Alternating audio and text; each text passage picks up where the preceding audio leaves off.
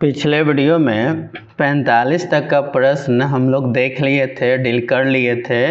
इस वीडियो में 46 नंबर प्रश्न से लेकर 60 नंबर प्रश्न तक पूरा कवर करेंगे। तो चलिए प्रश्न को हम लोग पढ़ते हैं। प्रश्न को हम लोग अब पढ़ते हैं। निम्नलिखित में से कौन सा मेमोरी सेकेंडरी मेमोरी का अंग है? तो सेकेंडरी मेमोरी का अंग हार्ड डिस्क होता है। ठीक है, आप एक स्क्रीनशॉट से समझिए। देखिए, मेमोरी जो होता है दो प्रकार का होता है, एक प्राइमरी मेमोरी होता है और एक सेकेंडरी मेमोरी होता है। ठीक है, तो सेकेंडरी मेमोरी में डाटा जो है परमानेंट स्टोर होता है। तो परमानेंट डाटा किस में स्टोर होता है? HDD में, जिसका फुल फॉर्म होता है हार्ड डिस्क ड्राइव। H का मतलब हार्ड और D का मतलब डिस्क और D का मतलब ड्राइव। एक होता है HDD। ठीक है, HDD का फुल फॉर्म होता है सॉलिड डिस्क ड्राइव और DD का फुल फॉर्म होता है ऑप्टिकल डिस्क ड्राइव। HDD यहाँ पे आपको आंसर में क्या है? हार्ड डिस्क, शॉर्ट फॉर्म में लिखा गया है। ठीक है, तो सेकेंडरी मेमोरी के अंतर्गत ये आएगा हार्ड डिस्क। बाकी जो है प्राइमरी मेमोरी है, इस पर भी एक वीडियो हम बना देंगे, सेपरेट वीडियो मेमोरी के बारे में फुल डिटेल्स के साथ बनाएंगे। ठीक है, चलिए नेक्स्ट प्रश्न की ओर चलते हैं। 47 नंबर, निम्नलिखित में से कौन सा नेटवर्किंग डिवाइस नहीं है? यानी कि कोई ऐसा ऑप्शन है जो नेटवर्किंग डिवाइस का एग्जाम्पल नहीं होगा। तो इसका सही आंसर है कीबोर्ड। कीबोर्ड एक इनपुट डिवाइस होता है जिससे कंप्यूटर में डाटा भेजा जाता है। लेकिन ये सब नेटवर्किंग डिवाइस है ना, जिसमें स्विच हो जाएगा, राउटर हो जाएगा, हब होगा। ये सब का काम क्या है, ये सब क्या है, तो इसमें आपको एक वीडियो में अच्छे से समझा देंगे, पिक्चर के साथ समझा देंगे, पूरा डिटेल्स में समझा दिया जाएगा। नेक्स्ट प्रश्न की ओर चलते हैं। MS एक्सेल 2016 वर्कशीट में, एक्सेल से प्रश्न है, MS एक्सेल 2016 वर्कशीट में हम किसी वेब फंक्शन को किस विकल्प के माध्यम से जोड़ सकते हैं? तो वेब फंक्शन है ना, किस में रहता है? तो याद कर लीजिएगा, फार्मूला में रहता है, उसके बाद फंक्शन लाइब्रेरी ग्रुप में रहता है, फिर मोर फंक्शन। इससे अगर आप देखना चाहते हैं तो इसके लिए MS एक्सेल का फाइल ओपन करेंगे और यहाँ पे आप देख सकते हैं। हम थोड़ा इसको जूम करते हैं। फार्मूला है, उसके बाद मोर फंक्शन है, ठीक है, और उसके बाद यहाँ वेब फंक्शन है। तो वेब फंक्शन किस में रहता है? तो फार्मूला मेनू के अंदर आप जाएंगे, मोर फंक्शन, उसमें आपको क्या मिलेगा? Web function. इसका यूज होता है वेबसाइट में, फंक्शन का यूज होता है, वहाँ पे यूज होता है। ठीक है, चलिए नेक्स्ट प्रश्न की ओर हम लोग चलते हैं। MS वर्ड 2016 में वर्ड से संबंधित है। डिक्रीज इंडेंट फंक्शन को होम मेनू के किस ग्रुप में चयनित किया जाता है? ग्रुप पूछा जा रहा है, तो इसका सही आंसर है पैराग्राफ ग्रुप। ठीक है, इसको हम लोग देखते हैं। देखिए MS वर्ड है और यहाँ पर ये होम यहाँ पर है, उसके बाद यहाँ देख लीजिए पैराग्राफ है। अब बात करते हैं इंडेंट। तो इंडेंट दो प्रकार का होता है। इंडेंट यहाँ पे आप देख सकते हैं, यहाँ पे दो प्रकार का दिया हुआ है। एक होगा डिक्रीज इंडेंट, यहाँ देख लीजिए, और एक होता है इंक्रीज इंडेंट। ये दोनों ऑप्शन कहाँ रहता है? पैराग्राफ ग्रुप में रहता है। पैराग्राफ ग्रुप कहाँ रहता है? तो होम मेनू में रहता है। तो इसका सही आंसर 3 नंबर है, पैराग्राफ ग्रुप। नेक्स्ट प्रश्न है, निम्नलिखित में से कौन सा एक प्रोग्राम ह्यूमन रीडेबल फॉर्मेट से मशीन रीडेबल फॉर्मेट में परिवर्तित करता है? पहले समझते हैं कि ह्यूमन रीडेबल फॉर्मेट किसे कहते हैं। तो जो मनुष्य का लैंग्वेज होता है उसको हम लोग बोलते हैं ह्यूमन रीडेबल।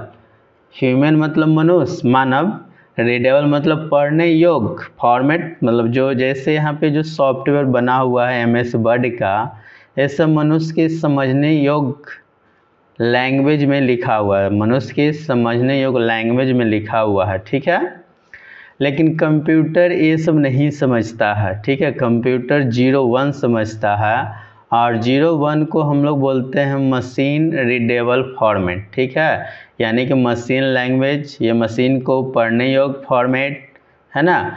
तो हमारा भाषा यहाँ पे इंग्लिश है या तो फिर कोई और भाषा, हिंदी, ये सब हो गया।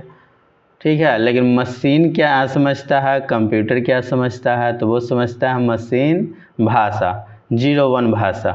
तो इसको जो है परिवर्तित कौन करता है? कहने का मतलब है कि ह्यूमन रीडेबल फॉर्मेट लैंग्वेज को मशीन रीडेबल फॉर्मेट लैंग्वेज में परिवर्तित कौन करता है? तो कंपाइलर करता है। ठीक है, कंप्यूटर में कंपाइलर होता है जो क्या करता है कि मनुष्य के समझने की भाषा को मशीन में समझने की भाषा में परिवर्तित करता है। ठीक है, इसका भी एक सेपरेट वीडियो बनेगा।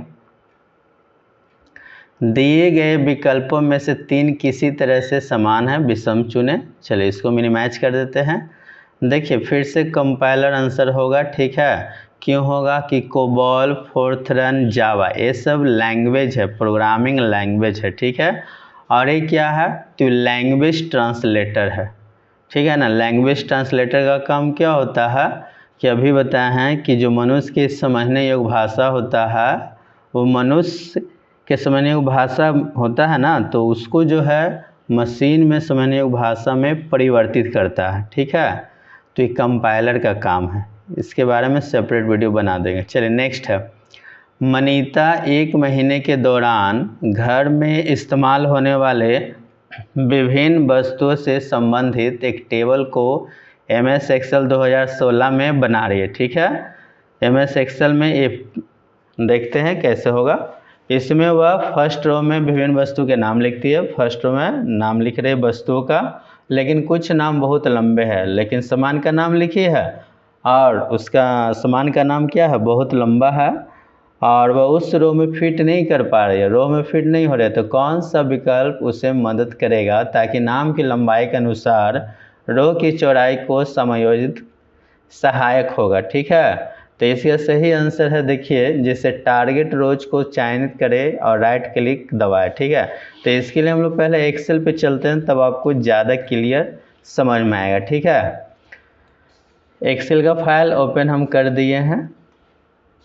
अब देखिए यहाँ पे टारगेट रोज किसको बोलते हैं? तो जो हम लोग सेलेक्ट करते हैं है ना, जिसको करना है काम, जिस पे काम करना है ना, उसी को टारगेट रोज कहते हैं। ठीक है, तो हम यहाँ पे सेलेक्ट किए हुए हैं और राइट क्लिक दबाएं, तो यहाँ पे राइट क्लिक दबा दिए, फिर फॉर्मेट सेल पे जाएं, तो यहाँ पे देखिए राइट क्लिक दबाने के बाद यहाँ पे फॉर्मेट सेल्स पे जाएंगे। ठीक है, तो यहाँ से क्या होगा? यहाँ से कुछ भी नहीं होगा, यहाँ से कुछ हुआ नहीं हुआ।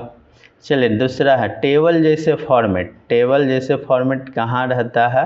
तो यहाँ पे देखिए यहाँ लिखा हुआ है फॉर्मेट एज टेबल, इसका हिंदी होता है टेबल जैसे फॉर्मेट। ठीक है, पर टारगेट रोज को चयनित करें, तो इस पर क्लिक किए, फिर इस पर चयनित करेंगे, तो इससे क्या हो? कुछ भी नहीं हो पाएगा, बस टेबल में कन्वर्ट हो जाएगा, देख लीजिए। ठीक है, चलो उसके बाद है होम मेनू में स्टाइल्स ग्रुप में कंडीशनल फॉर्मेटिंग। तो कंडीशनल फॉर्मेटिंग यहाँ पे रहता है, यहाँ पे देख लीजिए कंडीशनल फॉर्मेटिंग यहाँ पे है। तो इसका यूज किस लिए करते हैं? कॉलम या रो या सीट में कंडीशन लगाने के लिए करते हैं। ठीक है, तो ये भी नहीं होगा। तो लास्ट क्या बच गया? होम मेनू में। ठीक है, तो होम मेनू है यहाँ है। फॉर्मेट फंक्शन को क्लिक करने के बाद, फॉर्मेट फंक्शन यहाँ होता है, आप देख सकते हैं, यहाँ पे क्लिक करेंगे। उसके बाद क्या लिखा हुआ है तो आप पढ़ लीजिए। क्लिक करने के बाद टारगेट रोज चयनित करें, तो हमने यहाँ पे ऑलरेडी चयनित कर चुके हैं, सेलेक्ट कर चुके हैं। और ऑटो फिट रो है ना, ऑटो फिट रो चयनित करें, तो ऑटो फिट रो यहाँ पे दिया हुआ है। ठीक है, लेकिन उसके साथ हाइट लगा हुआ है, तो यहाँ पे जैसे क्लिक करेंगे तो कुछ नहीं होगा, देखिए है ना। प्रश्न को समझिएगा फिर से। देखिए यहाँ पर मनीता नाम की एक लड़की है जो MS एक्सेल में एक लिस्ट तैयार करती है सामान का। ठीक है, वो मंथली सामान का लिस्ट तैयार करती है, और जब वो लिस्ट में नाम लिख रही है तो ये जो है रो में जब नाम लिखी तो रो से बाहर चला गया, तो इसी को एडजस्ट करना है। तो एडजस्ट करने के लिए क्या करेंगे? तो एडजस्ट करने के लिए अगर हम यहाँ से फॉर्मेट में जाते हैं, ऑटो फिट रो हाइट पे क्लिक करते हैं, तो रो का हाइट फिट होगा यहाँ पर ये वाला। ठीक है, ये वाला फिट होगा, लेकिन यहाँ तो कॉलम में ना है, तो इसका सही आंसर होना चाहिए। ठीक है, क्या आंसर सही होना चाहिए? ठीक है, तो आंसर यहाँ पर है ऑटो फिट कॉलम विथ। देखिए यहाँ पे क्लिक करेंगे तो देखिए इस रो में अच्छे से ये नाम जो है फिट हो चुका है। ठीक है, तो टाइपिंग में थोड़ा सा मिस्टेक हुआ है। क्या मिस्टेक हुआ है? बेल्ट्रॉन वाले से कि यहाँ पे ऑटो फी ऑटो फिट रो के जगह यहाँ पर ऑटो फिट कॉलम चयनित कर लिखना चाहिए था। ठीक है, रो के जगह कॉलम लिखना चाहिए था। अब ये जीके टाइप का प्रश्न है, सी लैंग्वेज को किस वर्ष में विकसित किया गया था? इसका सही आंसर है 1972-73 में। ठीक है, नेक्स्ट है MS एक्सेल 2016 में आपको ग्रिडलाइन को व्यू और प्रिंट सक्षम करने का विकल्प कहाँ मिलता है? तो आंसर होगा पेज लेआउट। कैसे होगा? तो अच्छे से पढ़ लीजिए। MS एक्सेल 2016 में आपको ग्रिडलाइंस को व्यू और प्रिंट सक्षम करने विकल्प, तो देखिए MS एक्सेल का फाइल हम ओपन कर दिए हैं। अब देखिए ग्रिडलाइंस है ना, अगर हम देखिए यहाँ पर सबसे पहले हम लोग जाते हैं पेज लेआउट में और उसके बाद ग्रिडलाइंस यहाँ पर है और इसको व्यू का मतलब होता है देखना, देखिए है ना। तो यहाँ पे देखने का काम है ना, देख लीजिए किस में हो रहा है, पेज लेआउट में। हम जूम कर देते हैं, ठीक है ना, पेज लेआउट में है। ठीक है, और प्रिंट का काम, तो ये प्रिंट वाला तो आपको पता ही नहीं चला, तो प्रिंट वाला कैसे पता चलेगा? तो जैसे हम कंट्रोल P करेंगे तो देखिए यहाँ पर दिखाई दे रहा है आपको। चलिए ये यहाँ दोनों से पहले टिक हम हटा देते हैं। ठीक है, तो ये व्यू के लिए यहाँ पे देखिए, यहाँ पर व्यू के लिए एक ग्रिडलाइंस है जो आपको दिख रहा है, रो सेल दिख रहा है ना, ये ग्रिडलाइंस को हम लोग व्यू कर रहे हैं ना, ये सब हम लोग व्यू कर रहे हैं। ठीक है, लेकिन जैसे इस पर से टिक हटाएंगे हट गया। लेकिन जब प्रिंट करेंगे देखिए कंट्रोल P कर रहे हैं, तो कंट्रोल P करें तो यहाँ पर भी आपको ब्लैंक दिख रहा है ना, कुछ नहीं दिख रहा। लेकिन आप चाहते हैं कि यहाँ पे जब प्रिंट करें, ठीक है, क्या करें, प्रिंट करें, कंट्रोल P कर दीजिएगा तो देख सकते हैं आप इसको भी जो है देखिए यहाँ पर ग्रिडलाइंस को भी प्रिंट करने के दौरान आप इसको देख सकते हैं। ठीक है, चलिए तो ये ऑप्शन किस मेनू में रहता है? पेज लेआउट मेनू में रहता है। नेक्स्ट प्रश्न है, देखिए ग्रिडलाइंस से फिर प्रश्न आया, ग्रिडलाइंस फंक्शन को किस मेनू से चयनित किया जाता है? इसका सही आंसर है व्यू। लेकिन अभी तो आप पेज लेआउट में देखें तो व्यू भी देगा और पेज लेआउट भी देगा, दोनों में से कोई एक ही देगा, ऐसा ना है कि दोनों देगा। ठीक है, अगर दोनों देता है तो व्यू सही आंसर होगा। वो कैसे? चलिए MS एक्सेल ओपन कर लेते हैं। यहाँ पे देखिए व्यू में जाएंगे और उसके बाद यहाँ पे क्या लिखा हुआ है, ग्रिडलाइंस। ठीक है, ग्रिडलाइंस, बात समझ में आ गया। और पेज लेआउट में जाएंगे तो आपको जो है यहाँ पर आप देख सकते हैं यहाँ पे ग्रिडलाइंस, लेकिन यहाँ पे स्पष्ट नहीं किया है कि MS एक्सेल है या फिर MS वर्ड है। ठीक है, लेकिन अगर आप MS वर्ड में जाते हैं, ठीक है ना, तो MS वर्ड में यहाँ पे व्यू में ही ग्रिडलाइंस होता है, देख लीजिए। ठीक है, तो इससे स्पष्ट हो गया कि ये प्रश्न जो है ना, MS वर्ड से पूछा गया, लेकिन साफ साफ नहीं पूछा गया। ठीक है, तो इसका सही आंसर क्या होगा? व्यू होगा। अगर यहाँ MS एक्सेल पूछा जाता तो भी व्यू, और नहीं तो पेज लेआउट का यहाँ पे ऑप्शन देता। ठीक है, दोनों में से कोई देगा, दोनों नहीं देगा। नेक्स्ट प्रश्न है, MS वर्ड 2016 में किसी समीकरण को जोड़ने के लिए निम्नलिखित में से किस विकल्प का उपयोग किया जाता है? तो समीकरण को जोड़ना, इक्वेशन, तो जोड़ने वाला काम इंसर्ट में होता है, तो इंसर्ट मेनू में जाएंगे। उसके बाद कहाँ जाएंगे? तो इंसर्ट मेनू सभी ऑप्शन में है, तो उसके बाद सिंबल्स ग्रुप में जाएंगे। कैसे? चलिए इसको देखते हैं। देखिए यहाँ पर इंसर्ट में गए, उसके बाद यहाँ पे देख लीजिए इक्वेशन है, इक्वेशन कहाँ है? तो कहाँ है? सिंबल ग्रुप में है। किस ग्रुप में है? सिंबल ग्रुप में है। चलिए नेक्स्ट प्रश्न है, बहुत ही इजी प्रश्न, MS वर्ड 2016 में संपूर्ण दस्तावेज, ठीक है, संपूर्ण का मतलब ऑल डॉक्यूमेंट का चयन करने के लिए शॉर्टकट कुंजी क्या है? शॉर्टकट की क्या है? तो कंट्रोल A। ठीक है, कंट्रोल A है। संपूर्ण दस्तावेज का मतलब क्या होता है वो समझ लीजिए। जैसे यहाँ पर ये पूरे को हम लोग डॉक्यूमेंट कहते हैं, और डॉक्यूमेंट में क्या होता है? पेज होता है। तो इसमें तो पेज की संख्या 1 है, कंट्रोल प्लस इंटर से और भी पेज की संख्या बढ़ाते हैं, और सभी डॉक्यूमेंट को, है ना, सभी डॉक्यूमेंट को सेलेक्ट करना है। तो क्या करेंगे? कंट्रोल A करेंगे। देखिए कंट्रोल A करेंगे तो टोटल यहाँ पे देखिए यहाँ पे सेलेक्ट हो चुका है। ठीक है, तो यही प्रश्न था। उसके बाद नेक्स्ट प्रश्न की ओर चलते हैं। देखिए IP एड्रेस में 32 बिट्स मौजूद होते हैं। हाँ, यानी कि किस आईपी एड्रेस में। यहाँ पे देखिए आईपी एड्रेस का वर्जन होता है 2। कितना होता है 2, समझिएगा ध्यान से। आईपी एड्रेस किसको कहा जाता है, तो जब हम नेट चलाते हैं तो हमारे डिवाइस का, चाहे कंप्यूटर हो, लैपटॉप हो, है ना, उसका एक एड्रेस होता है, या मोबाइल हो उसका एक एड्रेस होता है, पता होता है, उसी को हम लोग क्या कहते हैं, आईपी एड्रेस, जिसका वर्जन 2 होता है। एक होता है IPv4 और एक होता है IPv6। भी का मतलब वर्जन।